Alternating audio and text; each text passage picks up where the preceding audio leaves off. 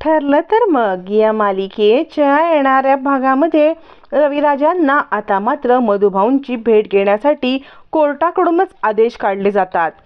कारण केसच्या संदर्भात आता मात्र रविराजांना काही अशी माहिती हवी असते की ज्याच्यामुळे त्यांना आता प्रियावरती पण संशय यायला लागलेला असतो की कदाचित प्रिया कोणत्या तरी दबावाखाली हे सगळं करत आहे आणि तिच्यावरती कोणीतरी प्रेशर टाकत आहे.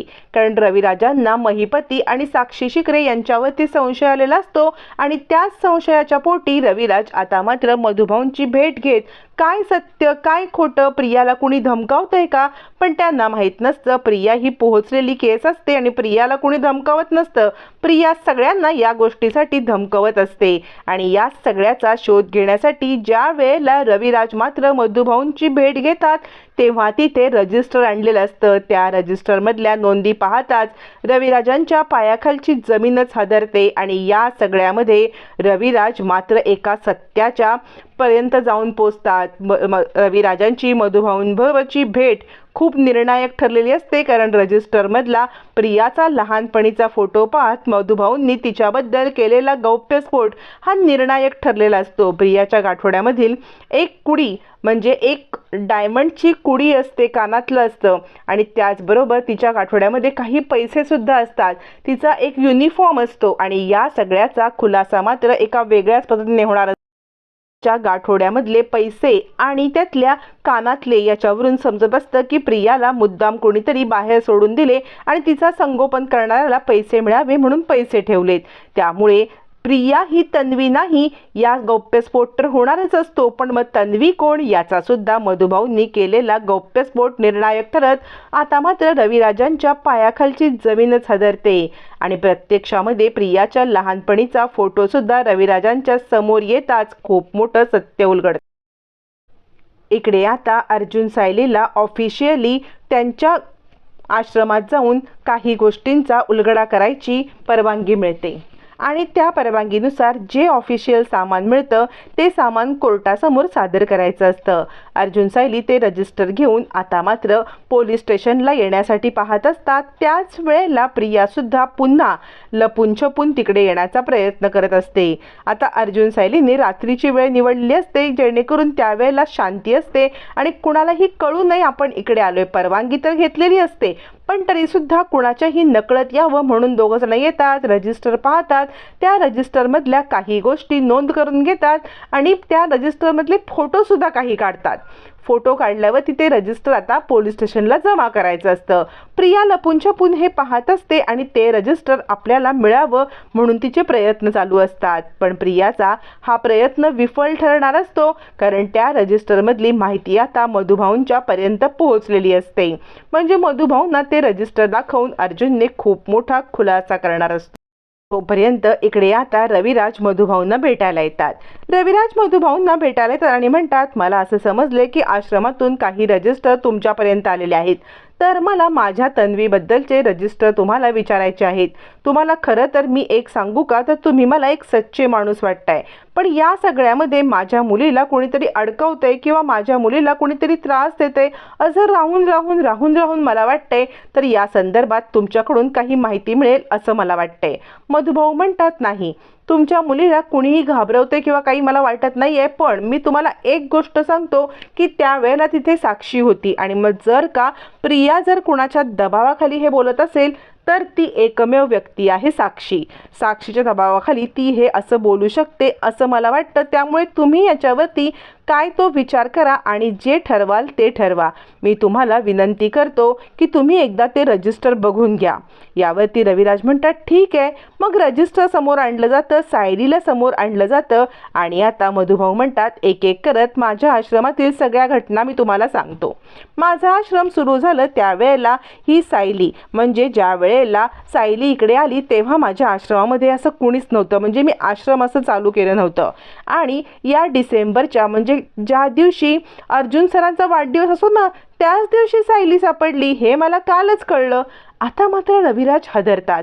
मधुभाऊ म्हणतात, हो त्याच दिवशी म्हणजे त्या साली त्या तारखेला नाही तर त्याच अचूक दिवशी सायली मला सापडली ज्या दिवशी रविराज तुमचा ॲक्सिडेंट झाला आणि त्याच दिवशी अर्जुन सरांचा वाढदिवस होता. हे मला काल परवाच समजलेली गोष्ट आहे.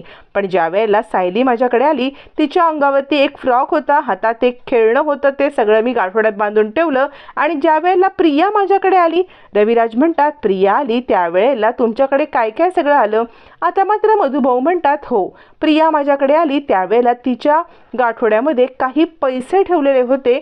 एक कानातल्याची म्हणजे खऱ्या डायमंडचं एक कानातलं पण होतं जे मी जपून ठेवले, कारण कोणतीही मौल्यवान वस्तू मी कधी विकत नाही. आणि त्याचबरोबर तिचा युनिफॉर्म. रविराज म्हणतात तुमची काहीतरी गल्लत होते, कारण प्रियाच्या गाठोड्यात पैसे असणं शक्यच नाही.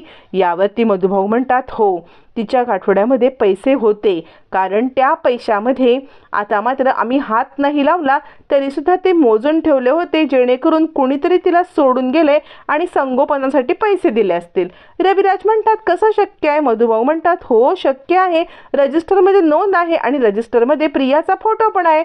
मधुभाऊंना आता मात्र हे बोलल्यावरती रविराज म्हणतात ते रजिस्टर मला पाहायला मिळेल का. मधुभाऊ म्हणतात का नाही. मग कॉन्स्टेबलकडून ते रजिस्टर मागवलं जातं. रजिस्टर मागवल्यावरती रविराज ते रजिस्टर पाहतात आणि रविराजांना धक्का बसतो. रविराज म्हणतात मधुभाऊ हे कसं शक्य आहे. यावरती मधुभाऊ म्हणतात का काय झालं. रविराज म्हणतात अहो या रजिस्टरमध्ये असलेला फोटो आणि माझ्या प्रियाचा फोटो वेगळा आहे. मधुभाऊ म्हणतात नाही नाही तुमचा काहीतरी गैरसमज होतोय. मग मात्र रविराज म्हणतात नाही हो हा फोटो तन्वीचा नाहीच आहे. मधुभाऊ म्हणतात ते काही मला माहिती नाही. आणि पुढचं पान पलटल्यावरती मधुभाऊ तो फोटो सायलीचा दाखवतात. यावरती रविराज म्हणतात काहीतरी गल्लत झाले, कारण ना हा फोटो माझ्या तन्वीचा आहे. मधुभाऊ म्हणतात नाही हो माझ्याकडून काही गल्लत होणं शक्यच नाही आहे. हाच फोटो साऊचा आहे आणि साऊचा लहानपणीचा चेहरा मी कसा विसरेन. यावरती रविराज म्हणतात नाही नाही तुमच्याकडून अजूनही काहीतरी गल्लत होते. मधुभाऊ मला असं वाटतंय तुमच्याकडे दुसरा कोणता पुरावा असेल तर तुम्ही पाहू शकता का.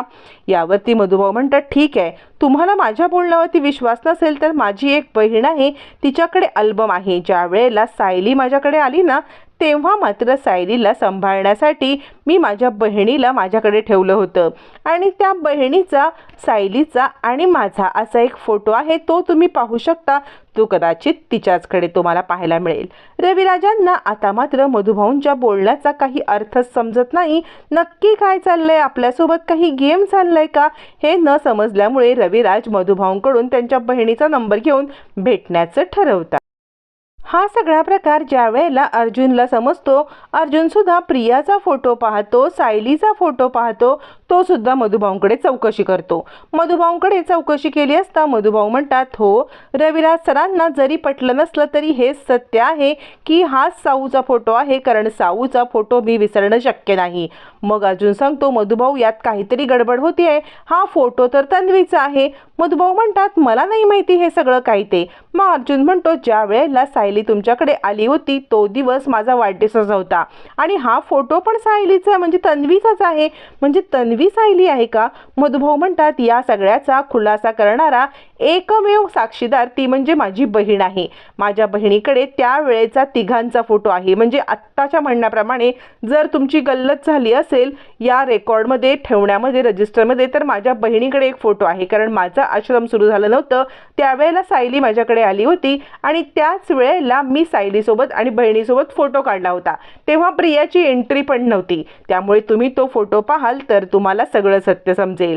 आता रविराजांची मधुभाऊंबरोबरची भेट निर्णायक ठरते. रजिस्टरमधला प्रियाचा लहानपणीचा फोटो पाहताच मोठा गौप्यस्फोट होतो आणि या सगळ्यामध्ये खूप मोठा खुलासा होणार असतो. आता मधुभाऊंची बहीण काय खुलासा करणार पाहणं फारच रंजक ठरणार.